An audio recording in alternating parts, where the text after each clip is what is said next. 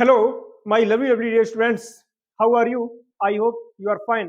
And you are most warm welcome in my YouTube channel Advanced English by Sunil sir. This is my video of direct and indirect speech. याद रखना मेरे प्रिय छात्रों, ये मेरी video direct and indirect speech की होने वाली है बेटा, जिसको हिंदी में कहते हैं प्रत्यक्ष और अप्रत्यक्ष कथन। इससे पहले की सभी वीडियोस हम दे चुके हैं डायरेक्ट डायरेक्ट की, पूरा प्रेजेंट हो चुका है, फिनिश पास्ट भी हो चुका है और फ्यूचर कंटिन्यूअस तक हो चुका है बेटा। और ये है फ्यूचर परफेक्ट टेंस की डायरेक्ट से इनडायरेक्ट देखेंगे आज। बहुत शानदार वीडियो है क्लास 10th एंड 12th के लिए बेटा। ये वीडियो ना रामबाण है, बस जुड़े रहे मेरे साथ। देखते हैं बेटा। फर्स्ट सेंटेंस है, Radha said to his father. Radha ने अपने पिताजी से कहा, क्या कहा? You will have gone to the village, आप गांव में जा चुके होगे। किस प्रकार से बनाएंगे बेटा? सबसे पहले सब्जेक्ट है बेटा हमारा राधा, यहाँ पे राधा लिख लेंगे। सेड टू का पता होगा आपको, टोल्ड होता है। से सेड, इनको जो का तो रखते हैं। सेड टू का होता है टोल्ड, से टू का होता है टेल और सेस टू का होता है टेल्स। ठीक है, कब? जब वक्त इंटरोगेटिव इंटरोगेटिव में ना हो तब।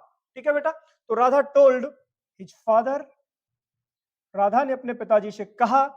ठीक है, कोमा हटा करके दोनों वाक्यों को दैट से जोड़ देंगे। यू बेटा है सेकंड पर्सन। और सबसे पहले हमने आपको बताया था एक सूत्र, सन वटे 123, पुत्र वटे 123, 1 2 3, 1 2 3।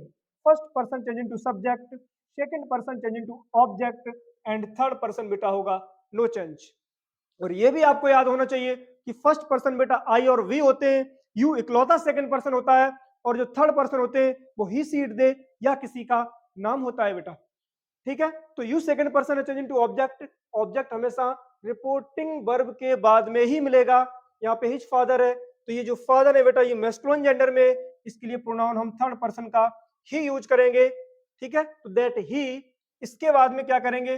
बिल का हो जाता है बेटा वुड, तो ही वुड हैव, वर्ब की थर्ड फॉर्म तो आएगी ही, गोन टू द विलेज।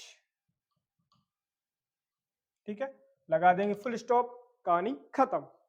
दूसरा है बेटा, the teacher said to the students, अध्यापक ने अपने छात्रों से कहा। क्या कहा? I shall not have taught English to you, I shall not have taught English to you, मैं आपको अंग्रेजी नहीं पढ़ा चुका हूंगा। ठीक है, हम क्या करेंगे बेटा? सबसे पहले द टीचर लिखेंगे यहाँ पे, द टीचर, सेड टू का बेटा हो जाएगा told, the teacher told the students, the teacher told the students, अध्यापक ने छात्रों से कहा।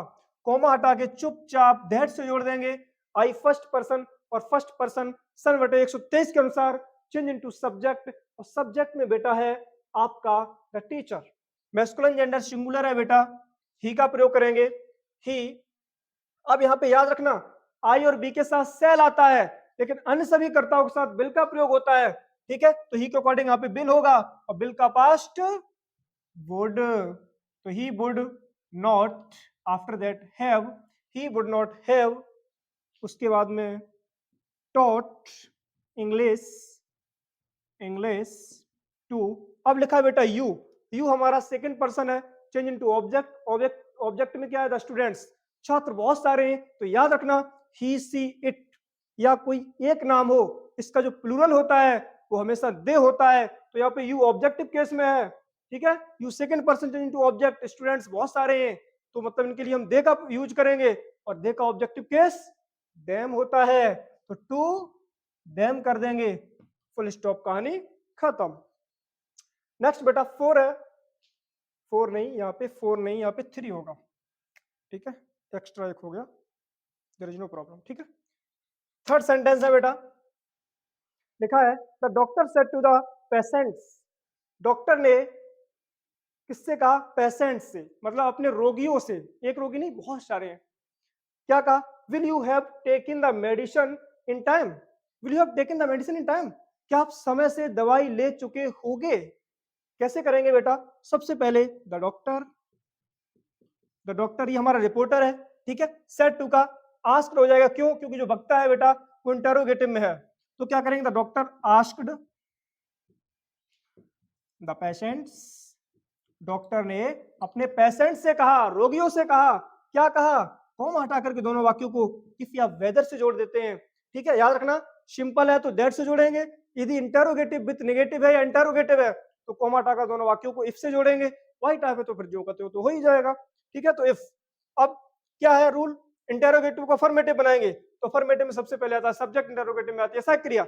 सब्जेक्ट पहले आएगा, यू हमारा सब्जेक्ट है, you second person change into object.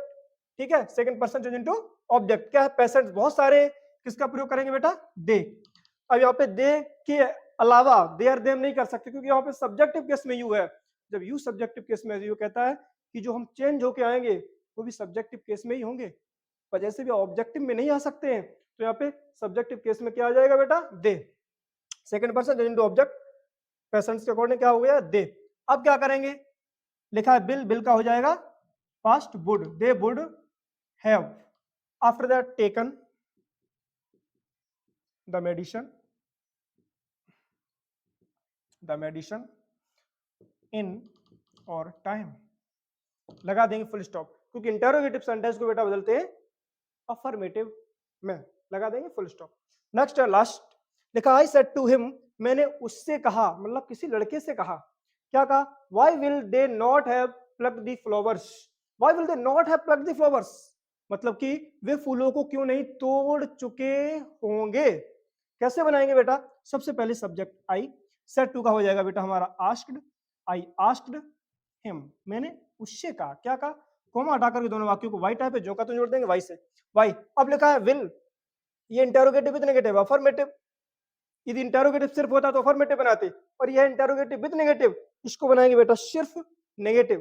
तो सबसे पहले आएगा बेटा सब्जेक्ट, सब्जेक्ट में दे थर्ड पर्सन, क्योंकि ही सीट दे या किसी का नाम थर्ड पर्सन होते हैं, और एन फॉर नो चेंज, याद रखना, S for subject, O for object, N for no change, 1 for first person, 2 for second person and 3 for third person. ठीक है, तो यहाँ पे हम क्या करेंगे, दे थर्ड पर्सन है, नो चेंज रहेगा सनवर्ट 123 के अनुसार, तो यहाँ पे दे का बेटा दे ही हो जाएगा। उसके बाद में हेल्पिंग वर्ब आएगी, बिल का हो जाएगा वुड, नेगेटिव है तो नॉट, वुड नॉट हैव, उसके बाद बेटा प्लक्ड दी फ्लावर्स, फ्लावर्स लगा देंगे बेटा फुल स्टॉप। ठीक है, तो आई होप ये वीडियो आपको समझ में आई होगी। इसी प्रकार से आपके लिए वीडियोस लाते रहेंगे, बस जुड़े रहें मेरे साथ।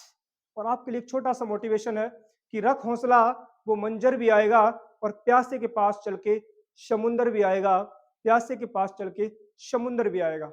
एक और छोटा सा मोटिवेशन है कि मंजिल ने हौसलों से कहा, मंजिल ने हौसलों से कहा कि तेरे बस की बात नहीं, तो हौसलों ने मंजिल की आंखों में आंखें डाल के कहा, चल छुट्टी, तेरी इतनी औकात नहीं।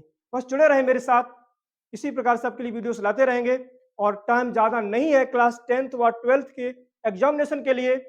ठीक है, तो बस मेरे साथ जुड़े रहें, मेरे चैनल को लाइक करें, शेयर करें, और वीडियो को सब्सक्राइब कर लें। ठीक है, और चलते मिलते हैं नेक्स्ट वीडियो में, तब तक के लिए take care and thanks for watching my video.